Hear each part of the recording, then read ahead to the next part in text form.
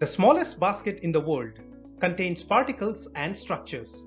I am Prasenjit Ghosh and I am here to talk to you about particulate structures. So, what's the deal?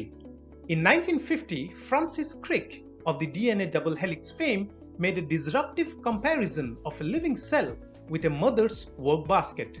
Our bodies are made of trillions of these baskets, in each of which flexible structures interact with discrete particles. How does one model such a coupled system?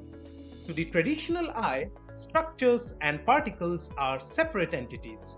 But what if they were fundamentally the same? The particulate approach views a structure as a group of interconnected particles.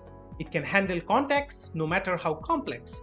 Whether it can handle large deformation, better known as compliance, is unexplored. Compliance and contact are two fundamental features of particle structure problems.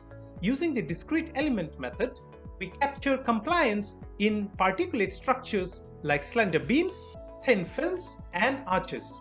In all cases, the structural response was accurately described. Now let's look at how the structures interact with particles through case studies inspired from nature. An array of compliant beams does a rhythmic oscillation to capture particles. What we are interested in is the efficiency of particle capture by the array. The genesis of this problem lies in cilia, slender structures within cells that capture particles. Particles can also apply a systematic squeeze on a structure.